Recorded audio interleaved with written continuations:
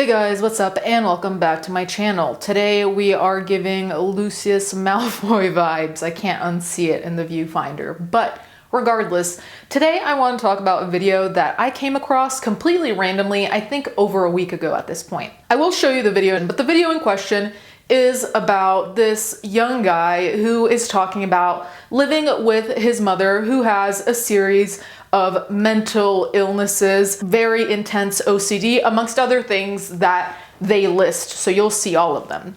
Now, I watched this, and when I originally saw the comments, a lot of people were shitting basically on this guy for quote unquote exposing his mother or dragging her or critiquing her publicly online. People were more on her side in the sense of the way that he showed that they were living in their perspective was stigmatizing mental health. I'm gonna show you the video that was stigmatizing mental health. Now the comments are different now. I obviously didn't screenshot it when I saw this about a week ago or so because I really didn't think I'd be talking about it, but there's a follow-up. Here's what it's like to enter in the house that's controlled by extreme germaphobe mom.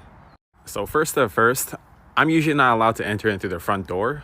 My mom wants everyone to enter in through the garage because she believes the inside of my shoes are dirty. So I gotta switch to sandals, but actually take off my socks first and put it in there so my clean feet goes into the sandal. And then close the garage door, but I gotta wait until it's closed all the way first. And that's because she believes that light attracts flies, and then she doesn't want the kitchen door opened. So she wants the kitchen door to stay closed until the garage door is closed so no flies can fly in. Now my house is 2 stories high, but I'm only restricted to the first floor. Now my mom doesn't touch or sit on anything in the first floor, and she doesn't allow my dad to as well because I apparently made everything dirty. This is the only chair that she sits on in the kitchen to eat by herself. And she makes my dad sit in that one clean chair, and then these are my chairs. Anyways, I usually just walk into my room and chill by myself and close the door and like shut everything out. This room is extremely big. Yeah, it's a really nice house, but I don't fucking feel happy in it. Because here comes the other restrictions. I'm not allowed to use the other bathroom because it's clean for my mom. I'm only allowed to use my bathroom in here because it's dirty. I remember what I said earlier. My mom doesn't use anything, nor does she allow my dad to use anything downstairs. Yet she still doesn't allow me to sit on these chairs or sit on these sofas right here because it's clean. Here's the weird part. She doesn't sit on them either because she thinks it's too dirty for her, but it's cleaner than me. So therefore, I am the dirtiest. I cannot sit on these kind of clean sofas, but then she's way cleaner and she cannot sit on these either. So no one just sits on them. I'm allowed to the bedroom next to my bedroom because this used to be a living room renovated as another bedroom. This is actually my sister's room. This is where my friend was staying actually earlier because my sister's gone for college. This room's been like dirty because of me, so she just gave up and gave it to me. I'm actually not allowed to go upstairs, even though we have 2 more rooms. My dad stays in that room up there. My mom stays in the room down the hall. Right now they're out, so usually they would come back, transfer from the shoe, and step directly into these shoes. You cannot step on anything else because it's dirty. You have to step from your shoe directly into these shoes. And then my parents will walk around this house in sandals so their feet stay clean. But then they transfer to another set of sandals when they go upstairs. So they keep their feet even cleaner. But the upstairs is still cleaner than the ground down here. I don't know if you guys are following because it's fucking complicated. I have restrictions. I've never been upstairs ever since we moved back to my childhood home of trauma. But yeah, that's pretty much what it's like to walk around my house, and all these restrictions apply everywhere. It's fucking dumb as shit. Okay, let me be clear. Any of the issues that the mother deals with, OCD, all of that, I am not an expert. I do not experience those things. I do not have those mental illnesses or whatever the case may be. So I don't feel particularly comfortable coming to conclusions saying, oh, that's not OCD, that's not this, that's not that, okay? So I'm gonna take what this guy is saying just at his word, because really, how would I know any better? But that being said, when I saw this first video, I never interpreted it as, oh, my mom is so terrible. Look at how terrible she is. She's making me do all this stuff. I saw it more as, look at how debilitating this situation is to the point where what is considered quote unquote normal for a lot of people has like 20 different steps for him, right? So the fact that the house is divided into like dirty and then kind of dirty and then not dirty, the fact that there's a couch that no one can sit on because it's not clean enough for the mom, but it's too clean for the son. There's just a lot going on there, which is not a judgment on her, but I think unanimously, most people could agree that what this young guy is dealing with is, at the very least, tiring from just this video. Now, when I saw this video, the comments were leaning very much on her side, saying that he was shaming her. Like I said, that he was putting her on blast, which he seems irritated, but I really don't think it is putting someone to an extent on blast. Anything you put online, I guess, could be called putting someone on blast. But it's not like he was saying that she isn't worthy, she's a horrible parent for these specific issues, even though they are extremely limiting of your freedom, especially as an adult. That seems unimaginable to me. And it doesn't seem like he's shaming her for it as much as it's like, how do you live under those circumstances? And even people in the comments were saying things like, contamination OCD is debilitating, but to enforce that on your own children is so wrong and damaging. There are a lot of people in the comments who have contamination OCD, so people were saying that it was hell for them before they got medicated. Certain people were talking about how they didn't want it to get this bad, so they're going to therapy. So there are a lot of people in the comments who were open to realizing how this might affect their families in the future, or how it already affects their family via this guy's documentation of the whole thing. Here's all the things I'm not allowed to do when I'm living at home with a mom that has all these issues. Because I'm dirty and my mom's clean, I'm not allowed to cook in the kitchen. I'm not allowed to use this dining table. I'm not allowed to use this half of the table, only this half because it's mine and it's dirty. This side is clean, it's from my dad. I'm not allowed to go inside this bathroom. I'm not allowed to use this printer or the TV. No one's allowed to sit on the sofa and chair inside the living room. But I don't give a fuck because my mom's not home. I have an area in the refrigerator that only I can use. It's right here. All the dirty stuff is right here. Everything else here is clean. I'm not allowed to go upstairs because the entire upstairs is clean. It's divided by clean sandals, and they also have dirty sandals that they use downstairs. But I don't give a fuck right now because, again, they're not home, so I'm fucking going upstairs. I don't give a shit. This is literally my second time sneaking up here when they're gone for, the past year since I moved back. Okay, and my mom's room just looks like a fucking mental asylum. What the fuck is going on? She hides stuff up here, too. So I know a lot of shit that she's lying. Literally. Why is everything like a fucking weird mess right now? This is my dad's room. I don't know. She does have a fucking sewing machine, so she is lying to me. She told me it's not working. I still remember running up and down these hallways as a kid. The few times that my mom didn't force me to stay in the garage. But yeah, my theory kind of applies, is that my mom has been going crazy and crazier. Her OCD before made her stuff actually so really neat, organized in an aesthetic and artistic way, because my mom was a graphic designer growing up. That's where I got the art talent from.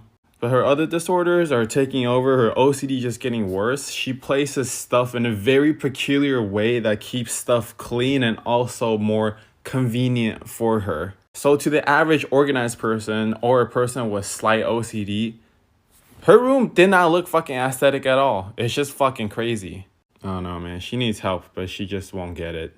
I'm not judging a lot of this. I don't want to diagnose what their relationship is like, but I do think one thing we need to keep into account that I saw certain people commenting when we see these videos of like him saying, I'm not allowed to do this, I'm not allowed to do that. You need to keep in mind the language that most people vent about their parents with, in the sense of, if you go to your best friend and you talk about how someone in your family is such a bitch. Yes, you could mean that depending on the circumstances seriously, like, oh my God, this person is a horrible person, blah, blah, blah. At the same time, you could very well be saying that because they frustrated you today for some minor thing, and that's the end of that. We don't have that kind of context, right? So I don't think it's correct to be policing the language he uses, saying something's a big deal, something's not a big deal, because again, we don't have, for lack of a better term, the translation. We don't know what is dead serious and what's someone saying something tongue-in-cheek about a parent, a family member who frustrates them, right? And I think the other thing is that a lot of these TikToks also, to me, come off as diary-like, journal entry-like. So when I watch these, I'm not expecting someone to give me some unbiased view of what it's like to live with a parent who has this contamination OCD, who's narcissistic or whatever else. I don't tune into this being like, yes, this is all educational content.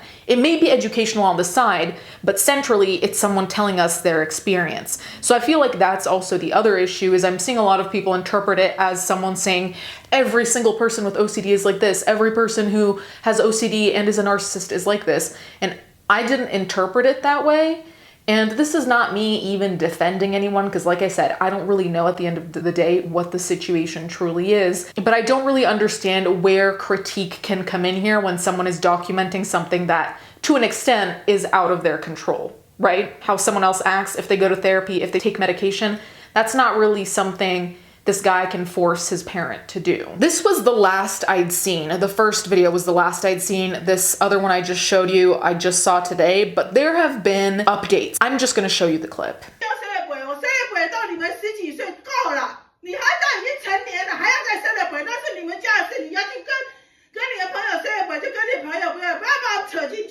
Then why did you raise us? Why the fuck are you raising kids then? Why the fuck are you raising kids? What kind of excuse is that?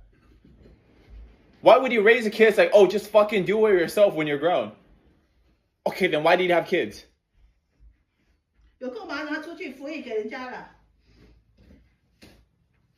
No, just put it in my room. I'll fucking take it.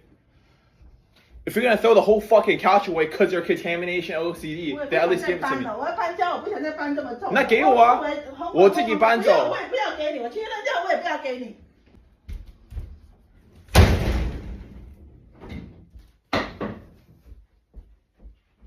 You happy? I bet you are very happy now. 然后就死给你看。死给我看。So in this video, it says, read caption for full description. I'm still stressed. My boss told me to take the day off today. I'll translate and post the other footage as well as the police call tomorrow when I'm more settled. The first 20 seconds was just her saying, why in the world should she be childish and celebrate my dad's B-day, which was yesterday? I can do that childish activity myself and not drag them in the future with my dumb friends. Either way, I stayed at my GF's place as me and my GF are picking up pace on moving out because my mom's starting to lose it and being way more emotionally abusive and was physical with me yesterday. Thanks for understanding, but I just wanted to do a quick update. Now, this was the last video posted aside from the pinned one, and that was a day ago, so there have been no updates as of when I'm filming. That being said, I think that this video contextualizes a lot, especially for the people who, let's say, were being critical about how this guy was talking about the situation. Now, I don't think a situation should have to escalate to this point where it is physically abusive and what seems like emotionally abusive from the outside for people to take it seriously. But upon seeing this, it's really difficult for me to see where all the people who were hardcore critiquing him were coming from, especially if you've gotten to the point where you're posting to some degree your business and someone else's business online. Now, some people do that for attention, whatever, but a lot of people, I feel like, do that for desperation, for comfort, for feeling less alone in their situation. Also, because I can only imagine in this situation, you don't want to keep telling the people in your life, oh, it's the same shit happening over and over again, right? I think at some points, this has happened to everyone. You've talked to your friends about the same thing so many times that you're like, am I going to bother them with this again? So I feel like social media for some people can work like an outlet on that level as well. I don't know though, those are just my ideas. Anyway, you guys can let me know what you think in the comments down below. If you've been following all of these TikToks along the way, let me know what you think if you have this type of OCD or any of the behaviors he describes his mother having. Would also love to hear your take. Thank you guys so much for watching. Thank you to my patrons as always, and I'll catch you guys next time.